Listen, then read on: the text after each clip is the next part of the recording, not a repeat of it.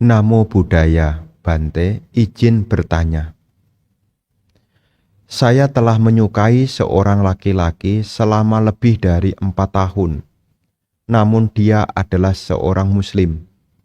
Teman-teman saya semuanya menyarankan saya untuk masuk Muslim. Namun saya tidak ingin meninggalkan Buddhis. Mohon saran dan kebijaksanaan Bante. Apa yang harus saya lakukan? Saya ikhlaskan saja atau bagaimana? Terima kasih. Nah, berkenaan dengan hal ini, ya ini adalah pilihan ya. Ya, mana yang lebih penting ya dari pilihan itu. Karena setiap pilihan pasti ada konsekuensinya. Kalau Anda punya orang tua, ya ngomong dengan orang tua. Ya, ngomong dengan orang tua. Tetapi ibu bapak, di sini kembali kepada hati nurani kita. Ya, hati nurani kita. Mana yang lebih? Ya, mana yang lebih? Ya, lebih dirasa lebih penting. Ya.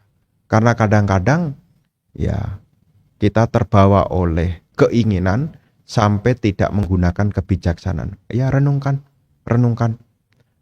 manfaatnya. Renungkan manfaatnya. Jadi dalam hal ini Bante tidak bisa banyak memberi saran, ya karena Anda adalah anak pasti punya orang tua, dan kewajiban orang tua itu menjadi hal yang memutuskan juga. Apakah Anda tetap berkeyakinan Buddhis atau bagaimana, ya itu tetap nanti diskusi sama keluarga. Ya takutnya nanti muncul penyesalan di kemudian hari. Ya. Jadi bisa muncul penyesalan di kemudian hari. Dipertimbangkan masa-masa apakah ada alternatif yang baik yang lainnya. Coba dipikirkan lagi. Begitu ya saran saya ya.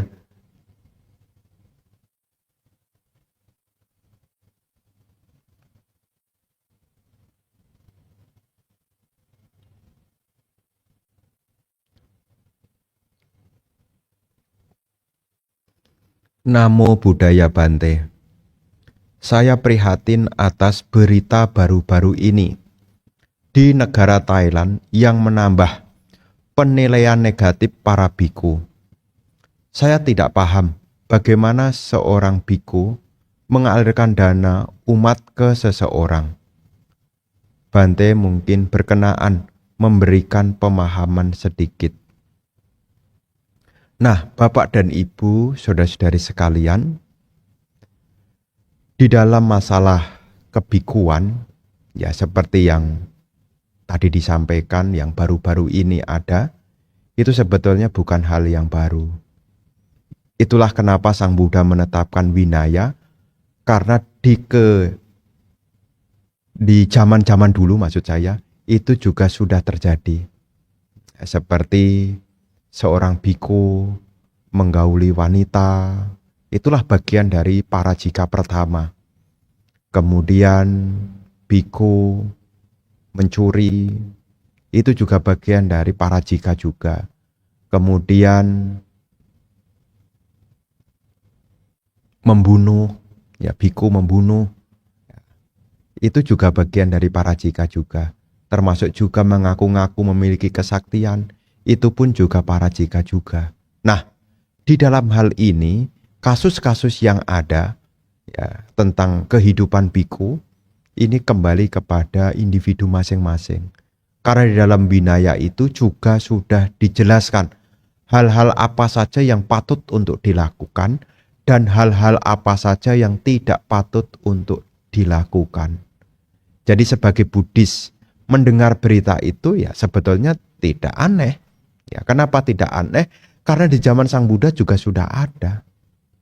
Dan kenapa bisa terjadi Bante? Ini kembali kepada ya individu masing-masing. Jadi sebagai Buddhis melihat kejadian itu ya jangan sampai mengurangi keyakinan. Kenapa? Karena Sang Buddha sudah memberitahu jauh-jauh hari. Nanti tiba saatnya ada biku-biku yang demikian.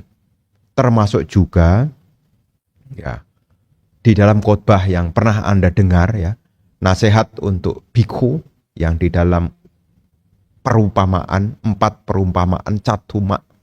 Ya, catuma ada perumpamaan tentang gelombang, ada perumpamaan tentang buaya, ada perumpamaan tentang pusaran air, termasuk juga ada perumpamaan ikan buas.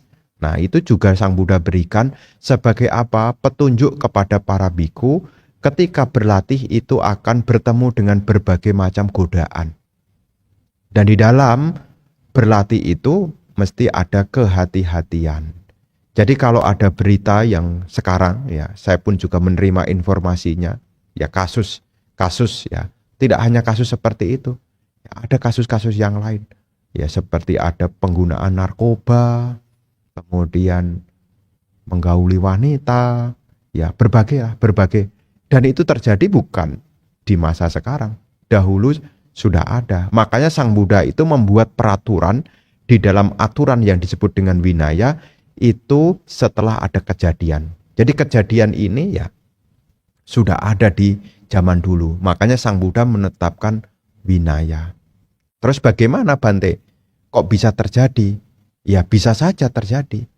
Karena kita tidak tahu namanya orang itu punya mara, ya, punya kilesa, ya. Mara kilesa yang menggoda itu banyak saja aksesnya. Ya seperti dulu banyak hal ya yang terjadi. Ya kalau dulu kan belum ada media sosial. Ada berita di sana kita tidak tahu. Sekarang kita jadi tahu karena ada media sosial. Tetapi dengan kita punya pemahaman yang jernih, kita akan tahu oh kejadian ini bukan hanya kali sekarang. Dulu juga sudah ada. Termasuk ada kisah biku yang bertikai satu dengan yang lain. Kalau baca Dhammapada Atthakatha pagi, ya juga akan menemukan. Makanya nanti kalau kita melihat kehidupan biku adalah kehidupan orang yang berlatih. Namanya kehidupan orang yang berlatih itu belum semuanya sukses. Maka ada yang berhasil, ada yang gagal juga. Nah, ini sebagai ya renungan. Kalau menerima informasi begitu, ya kemudian jangan sampai hal itu membuat ya keyakinan kita di dalam praktek dhamma. Karena praktek dhamma itu bukan untuk orang lain. Praktek dharma itu untuk diri sendiri. Jadi kalau ada kejadian itu bagaimana Bante menyikapinya? Ya kita harus melihat. Di zaman dulu juga sudah ada, apalagi di zaman sekarang. Ya, di zaman dulu juga sudah ada, apalagi di zaman sekarang. Makanya ketika kita melihat kejadian itu, ya kita kembali kepada masing-masing. Ya, apa yang salah, apa yang kurang, ya pasti ada sebab musababnya juga. Karena tidak ada kemunculan yang tiba-tiba. Pasti ada kemunculan bersebabnya. Apa sebabnya? Pasti ada. Begitu ya.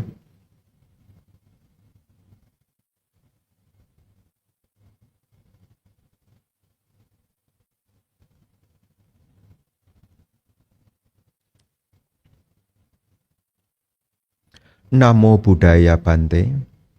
Izin bertanya. Saya sudah berusaha selama lebih kurang 22 tahun.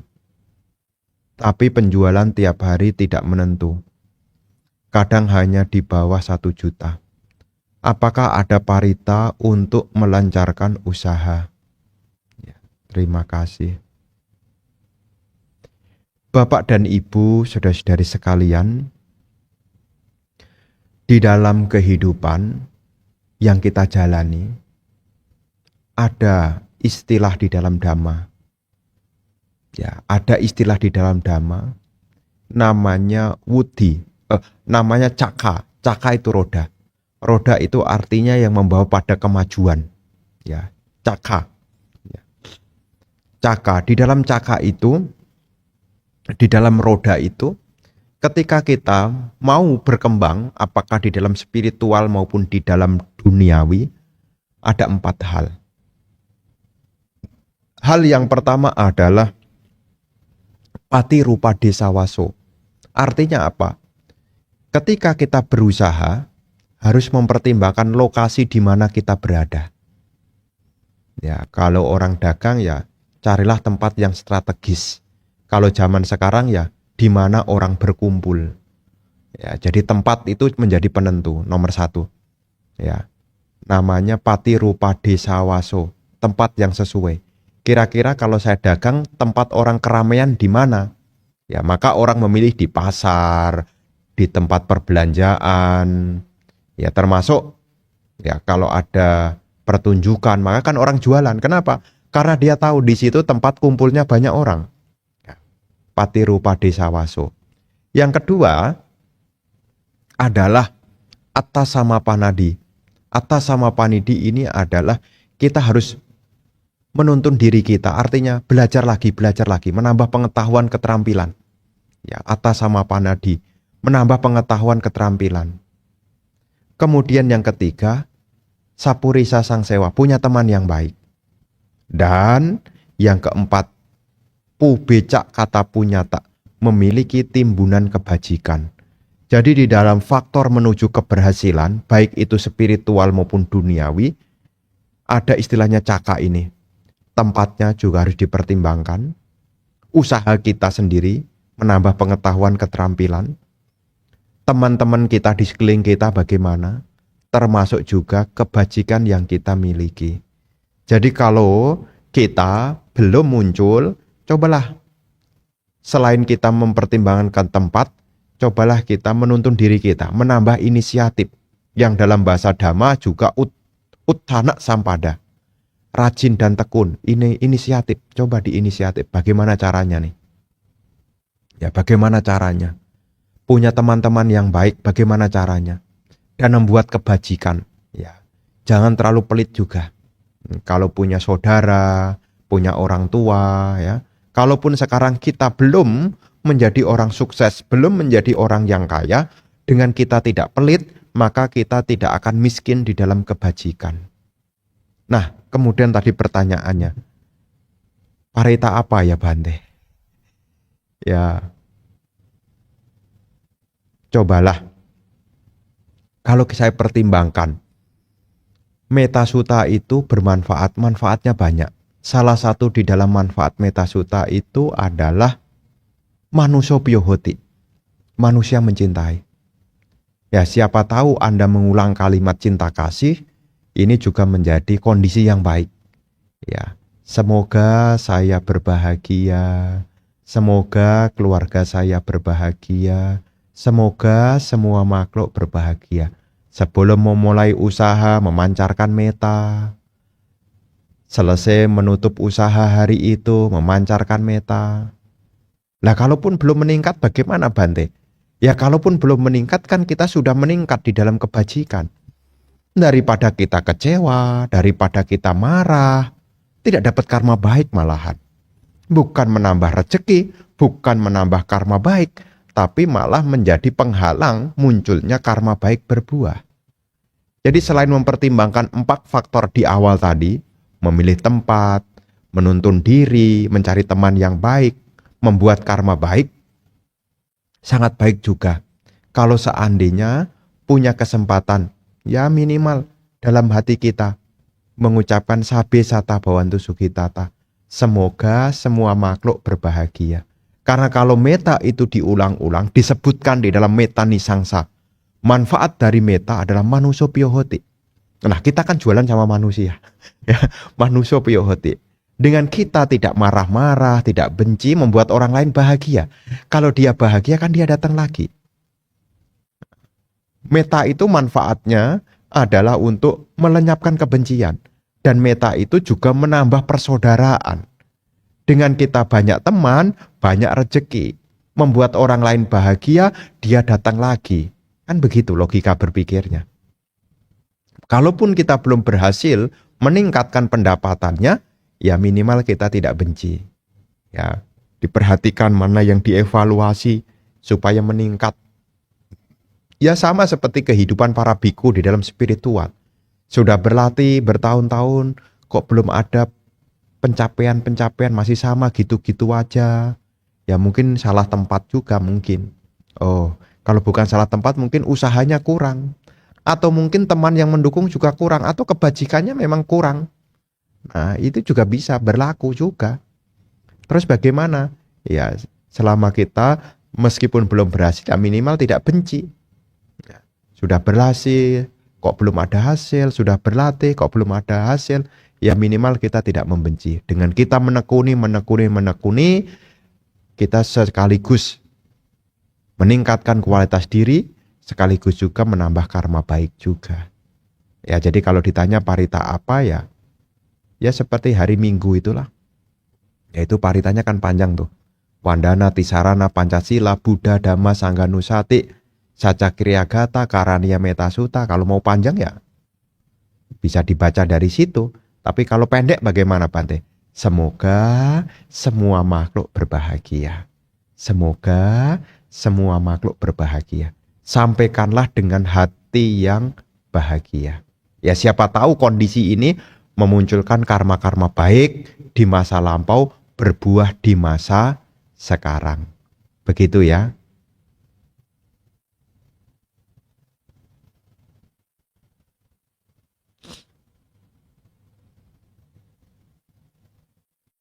Wandami Bante, izin bertanya. Jika ada keinginan rumah impian, lalu menyimpan brosur dan berarti tanah, serta berusaha terus, apakah itu langkah benar? Dan usaha apa secara dhamma agar tercapai? Terima kasih. Bapak dan Ibu, saudara-saudari sekalian, berkenaan dengan memiliki rumah impian. Nah, di sini setiap orang kan bisa mengukur kemampuan masing-masing. Seperti apa yang diceritakan tadi, ya.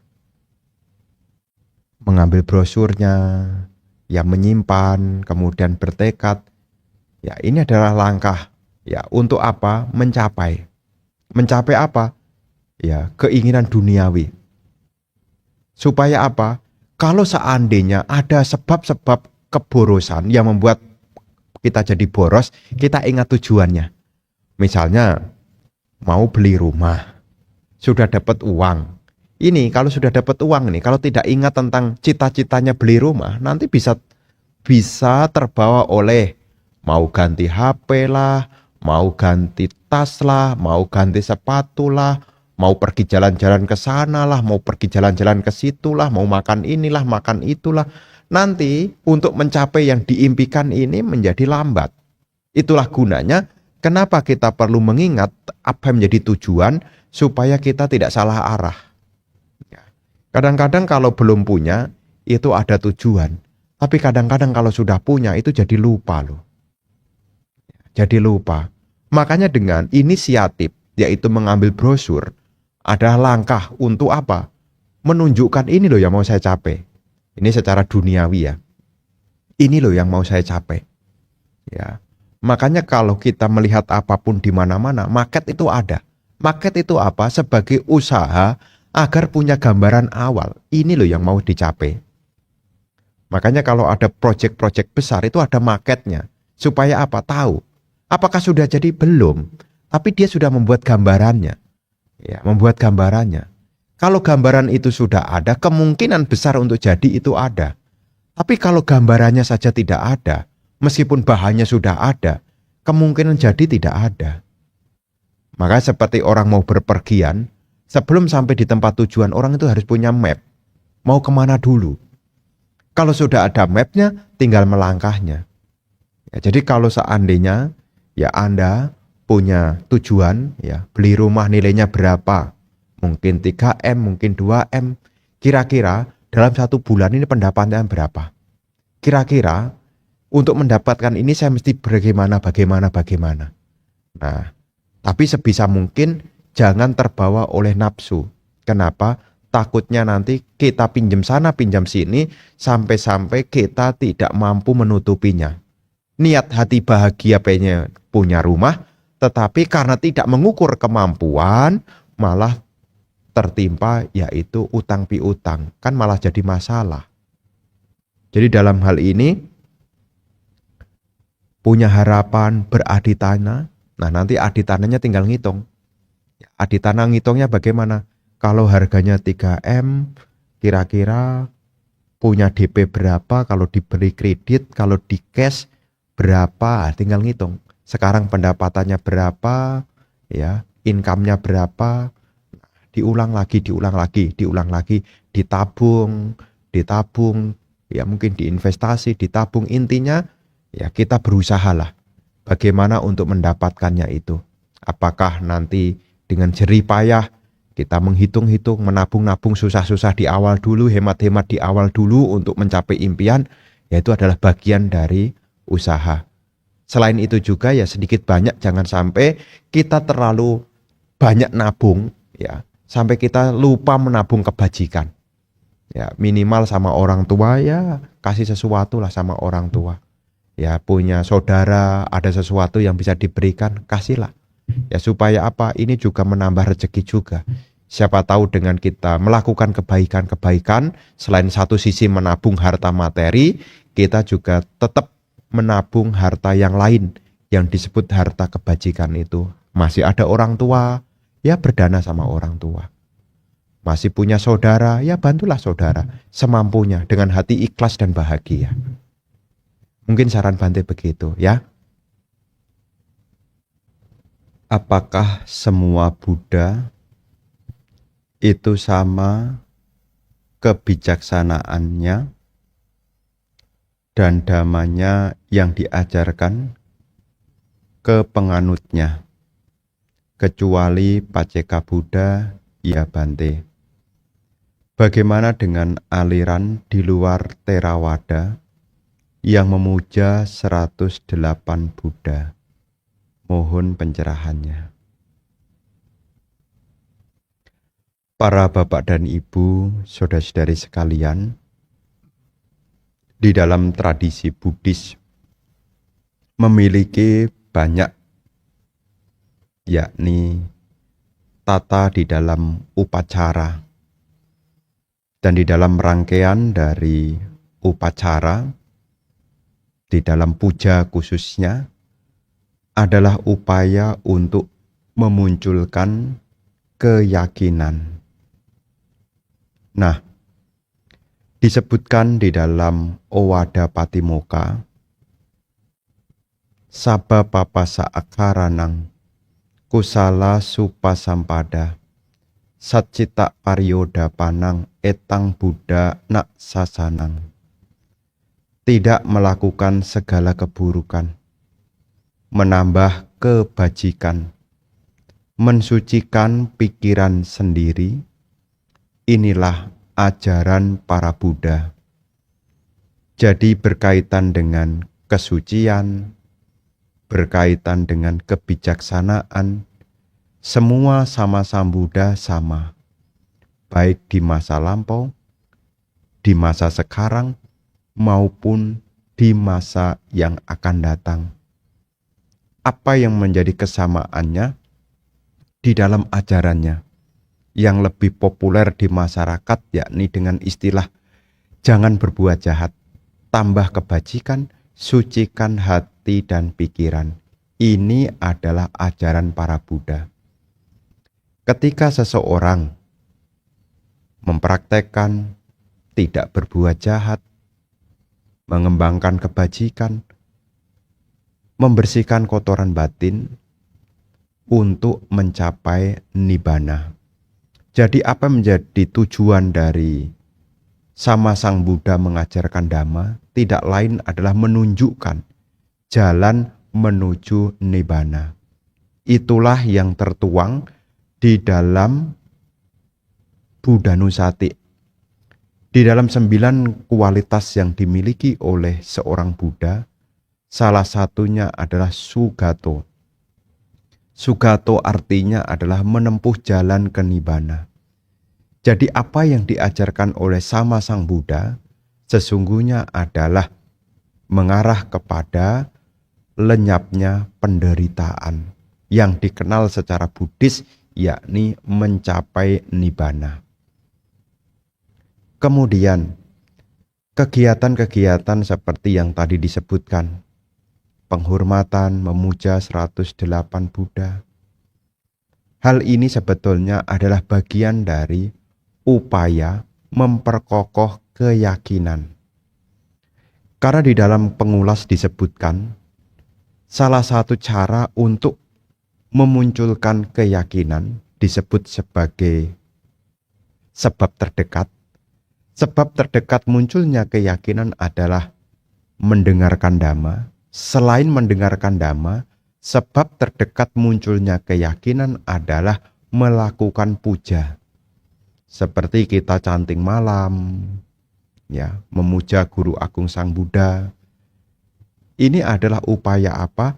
Upaya untuk memunculkan keyakinan. Keyakinan itu menjadi pedoman. Kalau seseorang itu punya keyakinan, seseorang akan praktek di dalam ajaran.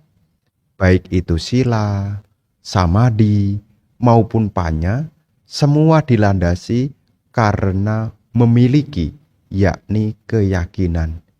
Jadi ketika para umat Buddha dari berbagai macam tradisi yang ada melakukan upacara-upacara puja, ini adalah salah satu cara untuk memunculkan keyakinan.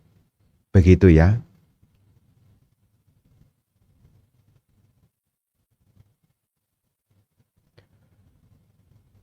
Wandami Bante, izin bertanya.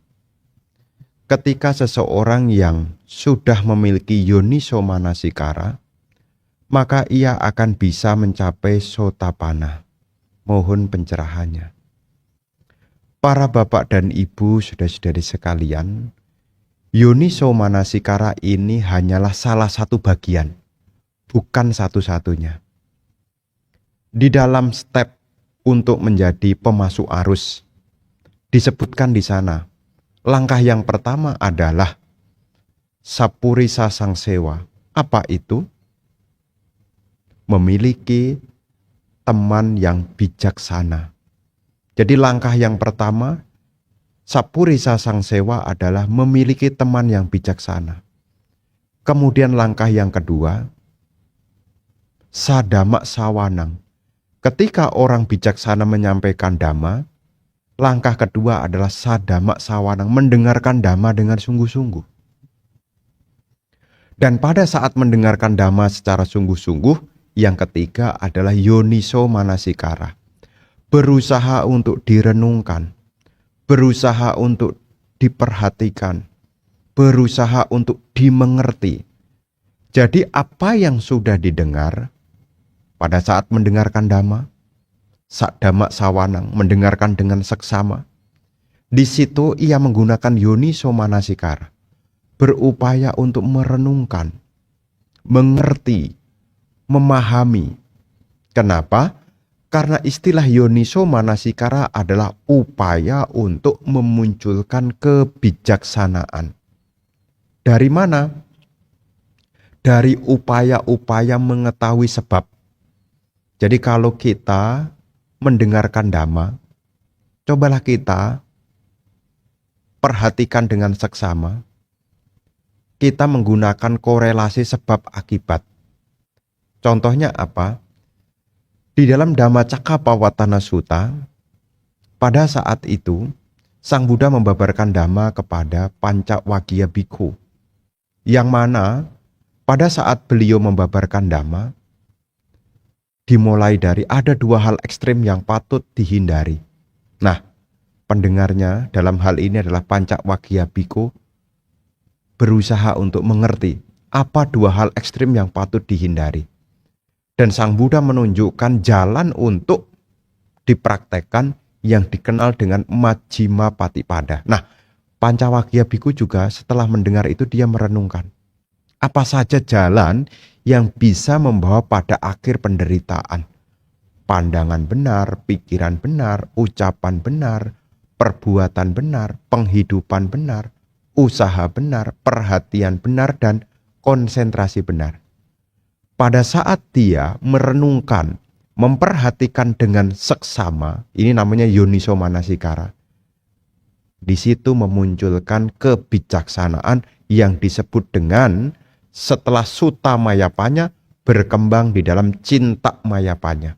Memunculkan kebijaksanaan dengan cara merenungkan. Ini bagian dari cinta mayapanya. Nah, setelah cinta mayapana, bawana mayapanya berusaha untuk dikembangkan. Maka di dalam 4 langkah menjadi pemasuk arus, setelah dia memiliki teman yang baik, dia mendengarkan dhamma dengan seksama, dia juga meneliti apa yang dia dengar, yoniso manasikara, dan yang keempat, dhammanu dhamma pati-pati. Apa yang sudah didengar, apa yang sudah dipahami, itulah yang dipraktekkan. Jadi kalau sudah merenung tentang dhamma, apa yang dipraktekkan Bante? Sila, samadhi, dan panya. Sila, samadhi, dan panya ini berguna untuk apa? Berguna untuk meninggalkan pengotor batin yang dikenal dengan asawa. Ya, asawa. Asawa itu terdiri dari apa saja? Kama sawa, bawa sawa, dan awija sawa. Nah, pada saat seseorang mendengarkan dhamma, dia berusaha mengerti apa itu kama sawa. Penghanyut berupa kesenangan indriawi. Kama sawa. Kemudian bawa sawa.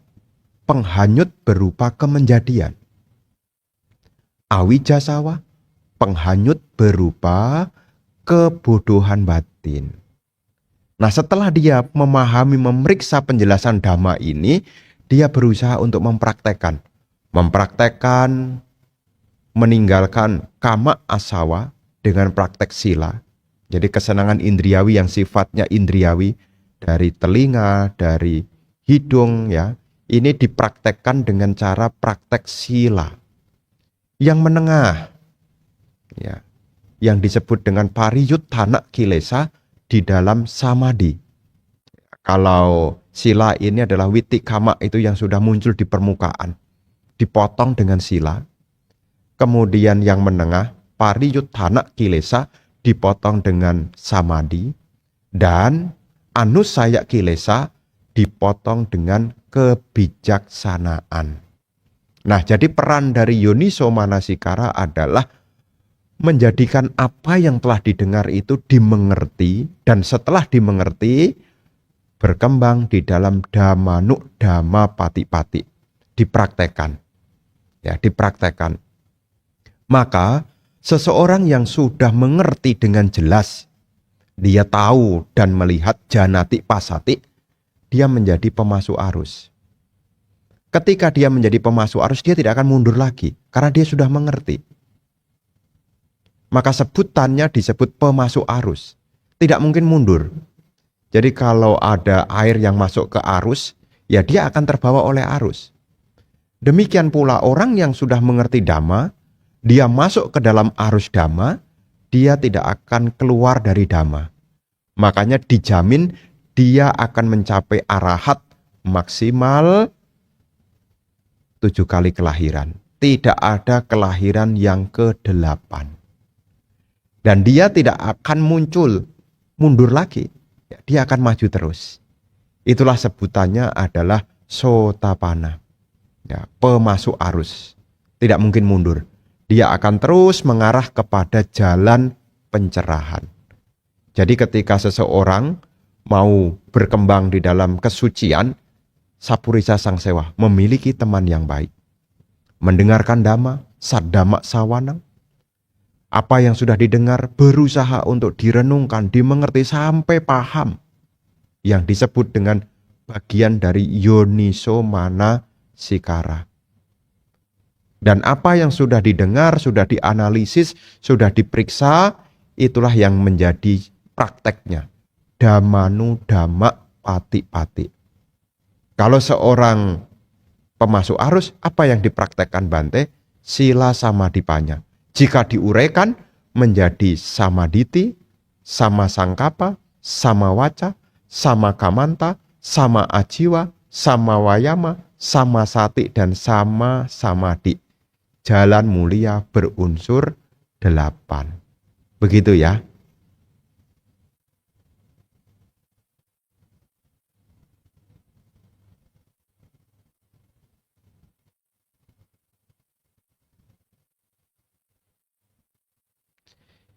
Izin bertanya, Bante, ketika kita merasa jenuh di dalam berorganisasi keagamaan, itu baiknya gimana ya Bante? Bapak dan Ibu saudara-saudari sekalian, di dalam berorganisasi itu punya tujuan. Jadi ketika kita muncul kejenuhan, kebosanan, ingat tujuan. Seperti orang berlatih dhamma juga sama. Ini juga akan mengalami kejenuhan juga. Tetapi kejenuhan itu bisa disingkirkan ketika ia ingat pada tujuan. Jadi ketika kita berorganisasi, apakah menjadi pengurus wihara, apakah menjadi pengurus-pengurus sosial yang lainnya, lembaga keagamaan lainnya, apakah menjadi anggota majelis, apakah menjadi anggota Dhamma Duta. Ketika kita berorganisasi, berkelompok, suatu saat pengalaman merasa jenuh itu juga bisa muncul. Terus bagaimana menyikapinya? Ingat tujuan. Ingat tujuan. Apa manfaatnya? Direnungkan kembali. Ya, seperti kita praktek dhamma juga kadang-kadang juga bisa mengalami titik jenuh juga. Ada beberapa orang yang ikut meditasi. Suatu saat dia juga akan mengalami kejenuhan juga kalau dia tidak merasa memperoleh manfaatnya. Tetapi dia akan gigih semangat ketika ia merasa ada manfaat yang diperoleh. Jadi kalau ibu bapak mengalami kejenuhan, baik itu berorganisasi, baik itu di dalam praktek dhamma, sebisa mungkin renungkan kembali. Tujuannya, renungan kembali manfaatnya. Selama itu berkaitan dengan ajaran Sang Buddha, tujuannya apa? Tidak lain adalah mengurangi kilesa. Dari mana caranya mengurangi kilesa? Dari kita belajar dhamma. Maka ketika kita menjadi anggota pengurus, jangan terlalu sibuk. Sibuk apa? Sibuk hanya melayani sampai-sampai diri sendiri tidak belajar. Ya, jangan sampai. Kadang-kadang kita ditunjuk untuk menjadi ini, menjadi itu. Ya, kadang-kadang kita terlalu sibuk melayani orang sampai-sampai kita lupa waktunya untuk diri sendiri belajar juga. Ya, ini akan menimbulkan menurun kita punya pengetahuan. Justru sebaliknya, ketika kita berorganisasi, selain kita melayani orang untuk membuat karma baik, di situ juga kesempatan yang paling banyak untuk apa? Banyak kesempatan belajar langsung. Ya, bahkan kalau kita jadi pengurus kan punya akses. Ya misalnya kenal dengan Bante, kalau ada pertanyaan-pertanyaan lebih mudah untuk diutarakan. Ada keraguan, lebih mudah untuk diuraikan. Nah ini salah satu manfaat-manfaat ketika kita berorganisasi. Begitu ya.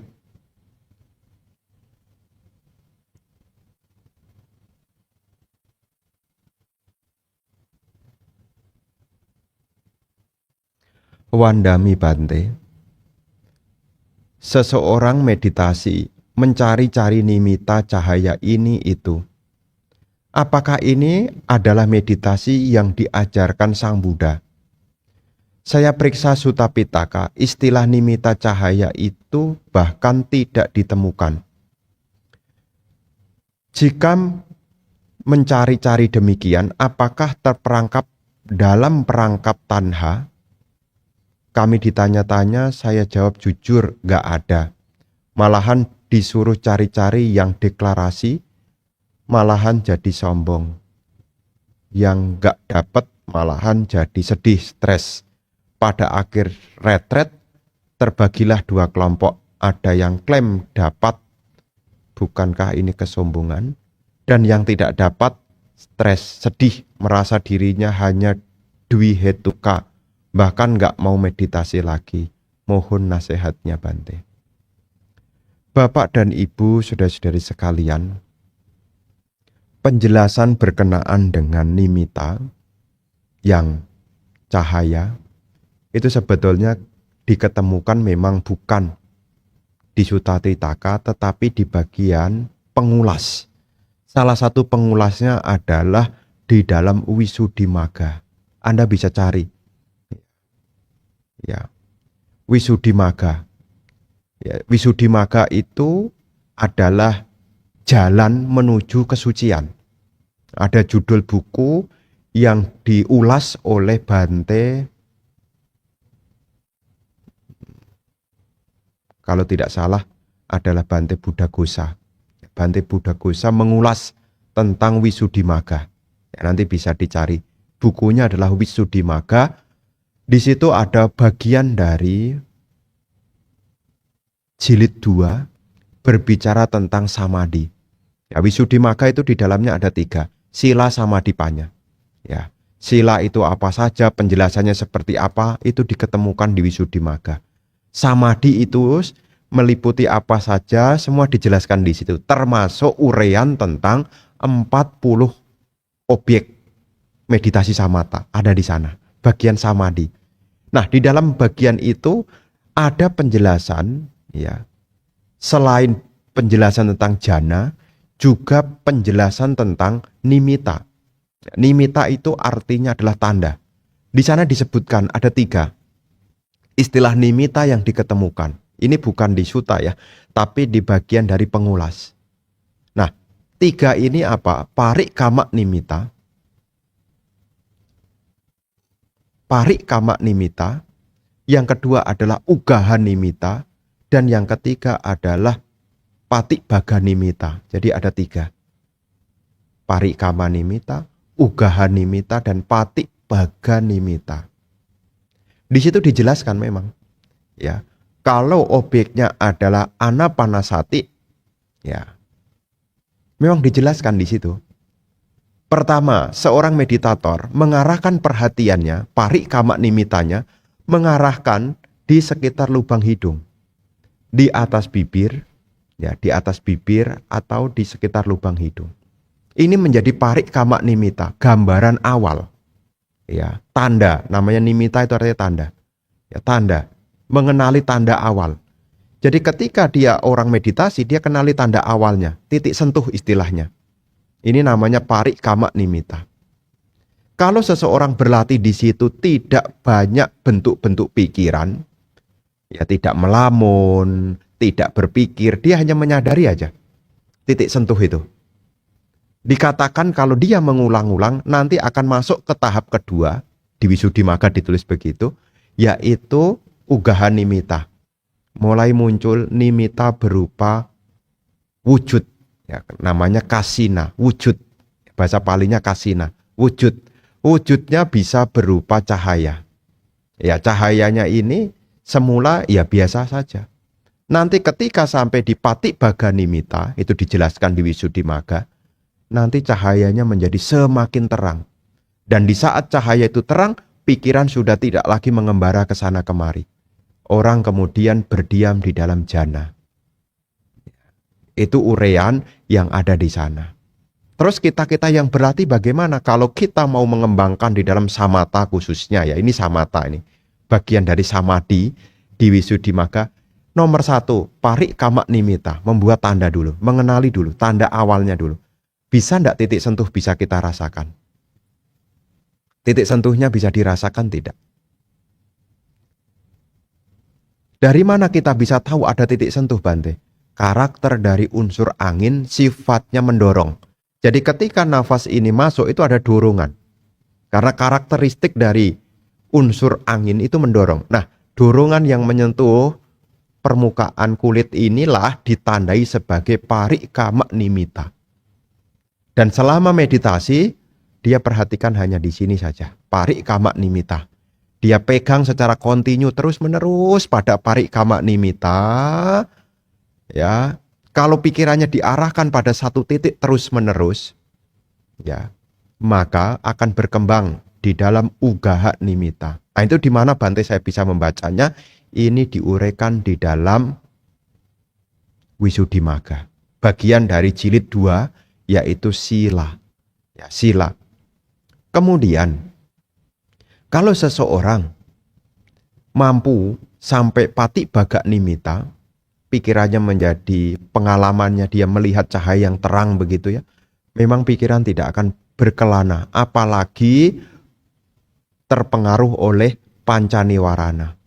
Karena pengalaman menyenangkan melihat objek yang selama ini dia tidak pernah alami, dia lihat, maka akan ada ketertarikan yang terus-menerus. Yang istilah dalam faktor jana adalah pitik, ya, kegiuran. Ya, dia akan tergiur. Tidak pernah memperhatikan. Tahu-tahu muncul pengalaman itu, dia perhatikan. Ini adalah bagian samadhi.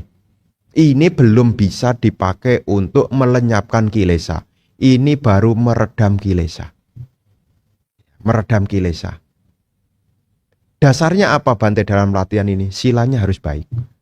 Karena kalau punya sila yang baik, maka pikiran-pikiran buruk itu tidak muncul. Kalau silanya baik, indrianya juga terkendali, ya, pintu indrianya terkendali, makan juga tahu ukuran, tidak berlebihan, ya. Kemudian dia punya penghidupan yang baik, ajiwa parisudi, maka nanti lebih cepat berkembang di dalam praktek cittasa ekagata. Apa itu cittasa ekagata? Karakteristik dari samadhi. Nah, nanti ketika berlatih sila menjadi dasarnya, ya. Kalau biku patimokkha sila, kalau umat perumah tangga Pancasila, setelah Pancasila adalah indriya sangwara, mengendalikan pintu indriya. Kemudian tahu ukuran makan, bojana macanyu. Kemudian punya ajiwa parisudi, penghidupan yang bersih. Pikiran seseorang yang dilandasi dengan sila yang baik itu, dia tidak ada menyesal. Ketika tidak ada penyesalan, maka batin seseorang akan diliputi kegembiraan. Batin yang gembira akan diliputi oleh suka. Dan ketika seseorang kondisi batinnya bahagia, menjadi sebab terdekat munculnya samadhi. Ya. Maka orang meditasi itu tidak boleh stres loh. Tidak boleh loh. Kok begitu Bante? Iya, disebutkan di dalam penjelas, sebab terdekat munculnya samadhi itu adalah suka. Suka itu bahagia. Jadi kalaupun kita belum berhasil seperti yogi-yogi yang lain, kita harus berasa bahagia. Minimal kita bahagia sudah praktek sila. Kita juga minimal bahagia sudah menuntun diri ke arah yang benar. Apa maksudnya menuntun diri ke arah yang benar? Berkurangnya kilesa. Ya, jadi kalau belum punya pengalaman, ya ndak usah berkecil hati. Yang penting sila kita, karena tahap untuk pemurnian batin itu pun juga diawali dari sila wisudi. Setelah sila wisudi adalah citta wisudi. Nah, ini gunanya samadhi itu untuk memurnikan pikiran, citta wisudi. Jadi belum selesai. Setelah citta wisudi baru dilanjutkan dengan ditik wisudi, memurnikan pandangan. Ya, jadi katanya kita sudah mencapai jana, bagus sekali. Bagus sekali. Kenapa? Anda sudah berusaha untuk memenuhi faktor yang kedua dalam tahap menuju kesucian, yaitu citta wisudi, memurnikan pikiran. Pikirannya sudah tidak lagi terbawa oleh pancaniwarana. Kalaupun kita belum berhasil, tidak usah bersedih. Ya, kita berlatih. Ya, berlatih lagi, berlatih lagi, berlatih lagi. Anggaplah ini sebagai upaya menyempurnakan parami. Minimal lah, kanti parami itu berkembang. Latihan sabar. Ya, sabar. Tidak usah banding-bandingkan. Ya, kalaupun kita ditunjuk, oh sudah menceritakan ini, oh begini, bagus saja. Ya, tetapi jangan sampai kita berhenti sampai di situ. Ya, karena kalau kita hanya berhenti mengenali tanda samadhi saja, itu nanti jadi malas. Ini ada di urean di dalam Anguttara Nikaya kelompok 3 ya. Jadi ada Anguttara Nikaya kelompok 3, judulnya Nimitta juga, Nimitta Sutta juga. Anguttara Nikaya kelompok 3, AN 3.102. Jadi kalau Anda ketik AN titik 3.102 102 berjudul Nimitta Sutta. Di situ Sang Buddha memberi satu petunjuk, ada 3 hal. Nah, nimitta yang pertama di situ adalah samadhi nimitta. Tapi kalau orang hanya fokus pada samadhi nimitta, tanda ketenangan terus samadhi, ya, dia akan menjadi malas. Yang kedua, pagaha nimitta. terlalu semangat, usaha terus. Jadi gelisah. Nah, yang ketiga adalah UPK, ya, tenang seimbang. Malah jadi tidak bisa mengenali noda-noda batin. Maka di dalam sutta itu Sang Buddha menganjurkan untuk ya silih berganti. Kadang-kadang pakai ketenangan, setelah tenang berusaha, setelah berusaha tenang seimbang, setelah tenang seimbang tenang, ya konsentrasi, usaha, ya kemudian tenang seimbang. Jadi ada samadhi, ada pagaha, ini berbicara usaha, dan UPK. Itu silih berganti, silih berganti. Tidak hanya mandek satu aja. Jadi kalau kita hanya berhenti satu saja, ketenangan saja, ya dhamma jhana saja kita berhenti, nanti tidak mengarah kepada nibbana. Malah mengarahnya kepada alam Brahma. Ya, alam Brahma. Ya, jadi tanggapan mengenai apa yang dialami oleh yogi, ya dalam nimitta itu ada di dalam pengulas, memang ada. Ya, nanti sebisa mungkin tadi sudah saya jelaskan ada parikama nimitta, ugaha nimitta, dan patibhaga nimitta. Dan kalaupun kita sudah berhasil, jangan berhenti sampai di situ. Ya, belum selesai pekerjaannya. Karena noda batin belum dilenyapkan. Ya, praktek dhamma itu sila samadhi panya. Nah, setelah seseorang memurnikan pikirannya, ini samadhi, barulah memunculkan kebijaksanaan. Sila samadhi akan mendukung munculnya kebijaksanaan. Kebijaksanaan tidak akan pernah bisa muncul tanpa adanya samadhi. Dan samadhi tidak akan pernah bisa berkembang baik jika tidak punya landasan sila. Itu ada penjelasan seperti itu. Begitu ya.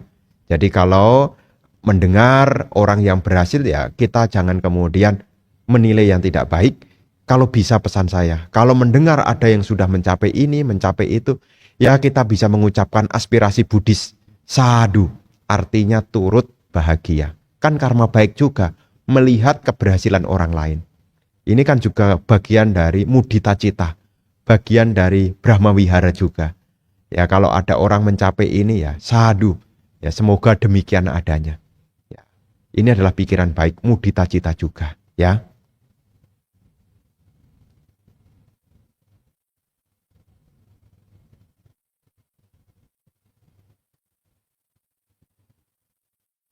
Nah, apakah mencari-cari nimitta tadi apakah termasuk tanha? Ya tentu tidak. Ya bukan tanha. Ya ini adalah bagian dari usaha. Usaha. Jadi sebagai yogi, kalau kita menekuni samatha, ya memang ya harus mencapai jhana. Harapan mencapai jhana di dalam samadhi itu bukan tanha, tetapi bagian dari usaha. Setelah mampu mencapai jhana, ya tidak berhenti di situ. Ya, mempraktekkan yakni kebijaksanaan, mengetahui yaitu apa itu, berusaha untuk melihat apa itu pancakkhanda, ya dan seterusnya begitu ya.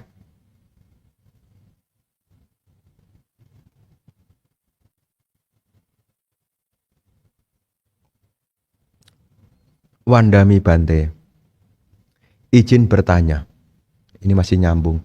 Apakah kaitannya adanya nimitta dan pencapaian jhana? Terima kasih. Seperti jawaban tadi sebelumnya, di dalam Visuddhimagga dijelaskan. Ya. Jadi di dalam samadhi itu kan ada istilah samadhi, kan ada istilah tiga juga. Ya. Ada upacara samadhi, ada kanika, upacara samadhi dulu. Ya. Upacara samadhi dulu. Ya, pikiran seseorang mulai tenang, upacara samadhi, kanika samadhi, dan appana samadhi. Nah, appana samadhi ini adalah ya udah masuk di dalam jhana. Ya. Nah, apa yang dialami oleh yogi kalau dia menggunakan objek anapanasati, karena di dalam samadhi ya, khususnya samadhi ini samatha ya. Dalam samatha memang untuk mencapai jhana seseorang harus mengenali tandanya. Nimitta itu menjadi bagiannya. Ya. Jadi kalau misalnya menggunakan kasina berupa napas masuk, napas keluar, ya parikama nimittanya adalah titik sentuh, itu parikama nimittanya. Ya, kemudian ugahan nimitanya mulai muncul cahaya.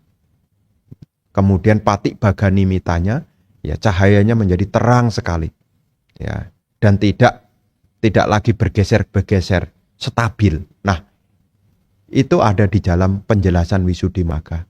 Ya. Termasuk kalau meta bhawana apa Bante? Parikama di dalam meta bhawana adalah pengulangan kalimat, frase kalimatnya itu. Ini parikamanya, parikama nimita. Nimita itu tanda. Ya. Tandanya apa? Awal mengulangi kalimat meta dulu.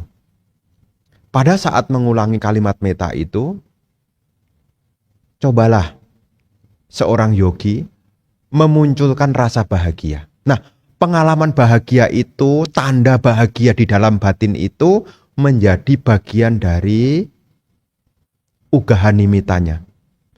Jadi kalau anapanasati tadi cahaya, kalau meta bhawana itu adalah rasa bahagia di dalam batin.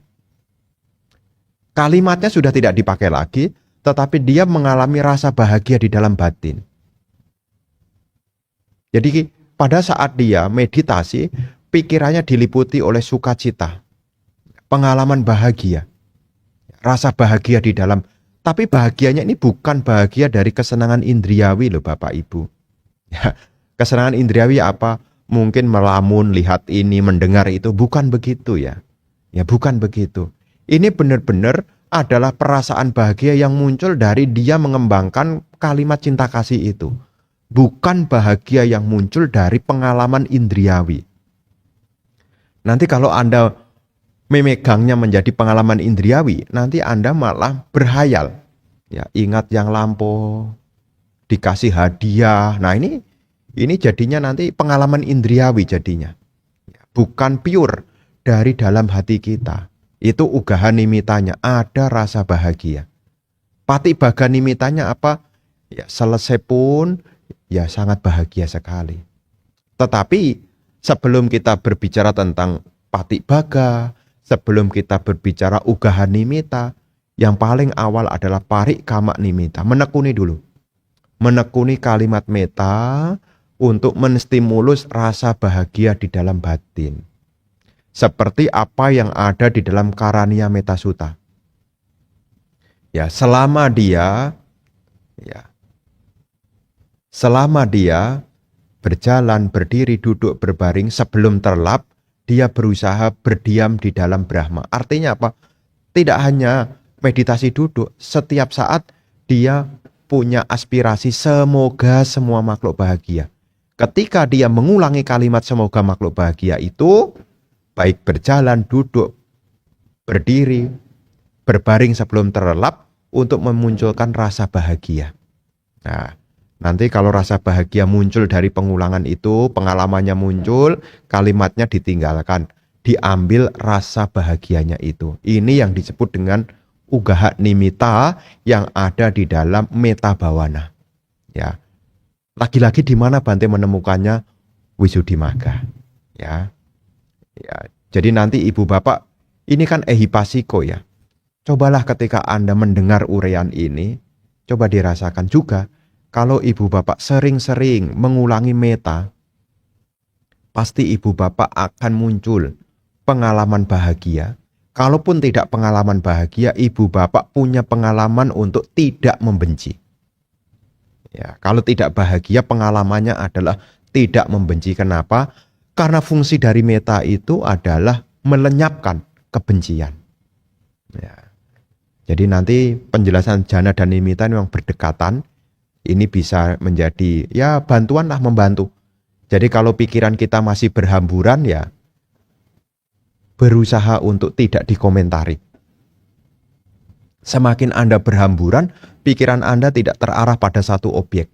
Kalau pikiran Anda tidak terarah pada satu objek, bagaimana mungkin kita bisa cittasa ekagata? Bagaimana mungkin? Maka ketika kita berlatih, andai kata pikiran masih suka berhamburan, tidak usah dikomentari. Kalau objeknya adalah anapanasati ya, kembali duduk dengan tegak, merasakan ya sentuhan, titik sentuh, napas masuk, napas keluar. Tidak usah bergerak, tidak usah dipikirkan, ya dialami aja. Napas masuk, napas keluar yang menyentuh Ya, ini titik sentuh. Ini sebagai apa? Parik kama nimita. Ya. Lah pikiran saya kok masih ke sana ke sini Bante. Coba dicek lagi. Mungkin sila kita, ya, mungkin indria kita, mungkin ukuran kalau makan, termasuk mungkin dalam penghidupan kita belum baik. Ya. Ini nanti ada kaitannya dengan kualitas pikiran. Ya. Yang paling dekat adalah kenapa zaman sekarang agak sulit ya. Karena indria sangwara kita ini tidak kita latih. Setiap saat kita dibanjiri oleh media sosial. Dan di dalam media sosial itu berbicara kesenangan indriawi semua. Dan disitulah indria sangwara kita tidak terjaga. Ketika indria sangwara tidak terjaga, maka saat kita mau samadhi, maka yang muncul lebih dominan adalah indria, gangguan indria. Ya. Rupa nimita, mengenali tanda bentuk ya, bentuk-bentuk objeknya mata, telinga, hidung ya. Intinya apa? Objek pintu indria itu yang muncul. Kenapa?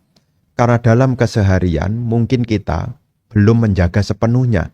Kita punya pintu indria. Jadi wajar ya, ini sebagai koreksi kalau seandainya ibu bapak sudah berlatih meditasi bertahun-tahun, kok pikirannya masih ke sana kemari, ya coba dicek bagaimana pengendalian pintu indria. Dan Bante juga menyampaikan zaman sekarang media sosial, ya apakah YouTube, apakah ada TikTok, apakah Instagram, semua membanjiri kesenangan indriawi, termasuk ya televisi, iklan dan lain-lain. Nah, makanya sangat wajar sekali ketika kita berlatih, kenapa pikiran kita tidak gampang terarah pada satu objek, karena kita gampang terdistraksi. Apalagi sekarang ada ya short video ya, pendek-pendek itu. Bosan geser, bosan geser, bosan geser. Jadi pikiran kita tidak mengarah pada satu objek, suka pindah-pindah. Ini tantangan praktek dhamma di zaman modern juga, ya.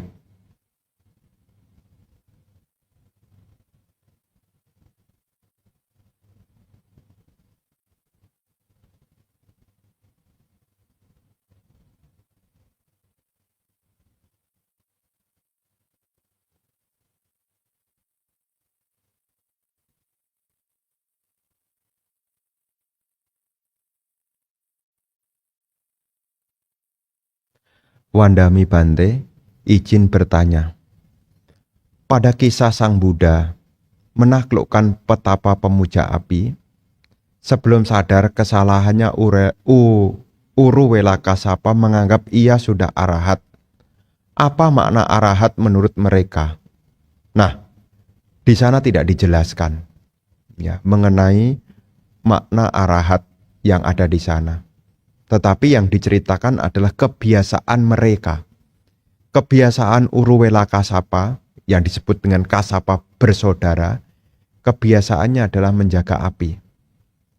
Pemuja api, ya menjaga api. Dia prakteknya adalah praktek demikian. Mungkin dia berpikir dengan menjaga, mungkin sama dengan mencapai arahat. Tapi tidak diceritakan ibu bapak.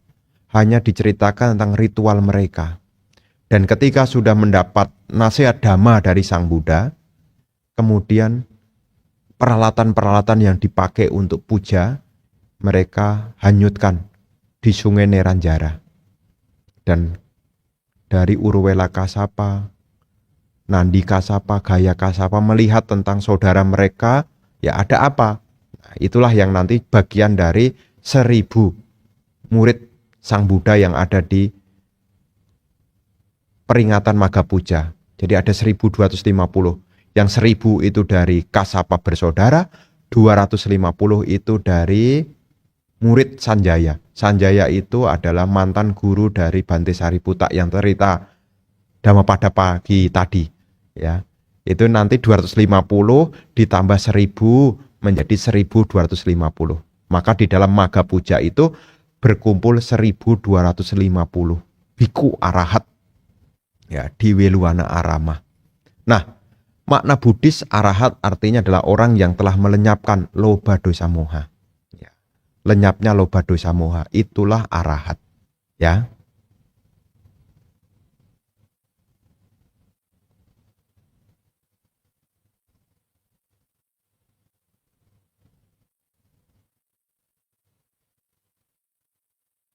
Wandami Bante, izin bertanya, Domanasa dan Patiga Anumodana. Nah, Domanasa dan Patiga ini adalah bagian dari, kalau ibu bapak belajar di dalam Abhidhamata Sanggaha ya, Abhidhamata Sanggaha itu ada bagian dari aku salah cita. Ada pikiran yang tidak baik. Pikiran tidak baik itu ada 12. Ya, 8 itu ada di dalam loba itu ada 8. Kemudian dosa itu ada 2. Dan moha ada 2 juga. Nah, di dalam pikiran yang tidak baik itu, loba mula cita ada 8, dosa mula cita itu ada 2. Di dalam dosa mula cita itu adalah Domanasa dan Patiga. Domanasa itu artinya ketidaksukaan, perasaan, rasa tidak menyenangkan secara batin, namanya domanasa. Beda dengan kalau loba itu adalah somanasa, perasaan senang, somanasa. Makanya orang itu bisa benci, tidak suka. Ya, kenapa? Ada pengalaman, ada rasa yang tidak menyenangkan, namanya domanasa. Pengalaman rasa yang tidak menyenangkan batiniah, itulah domanasa. Ketika muncul domanasa, dilanjutkan tuh patiga. Ya, patiga itu adalah kemarahan. Ya, patiga. Makanya di dalam Karania Metta Sutta kan patiga sanya, ya. Jangan karena marah dan benci mengharap yang lain celaka. Ya, itu kan ada di dalam Karania Metta Sutta kan bisa diketemukan. Ya, kemarahan. Jadi orang bisa muncul benci ya atau dosa ya dari apa? Perasaan tidak suka disertai dengan kemarahan, patiga. Ya. Jadi patiga sanya ya. Jadi kalau orang itu ada perasaan tidak menyenangkan, kalau tidak diwaspadai akan muncul patiga. Ya. Bisa muncul kemarahan. Ya. Bisa muncul kemarahan, bisa berubah jadi koda juga, marah. Ya, ini menjadi apa? Munculnya dosa. Ya, makanya istilahnya kan dosa mula cita. Cita itu pikiran, mula itu adalah awal. Jadi dosa mula cita, pikiran awal munculnya kebencian. Ada hal yang tidak menyenangkan namanya domanasa disertai dengan patiga. Ya, kemarahan. Ya, ini jadinya nanti jadinya dosa. Begitu ya.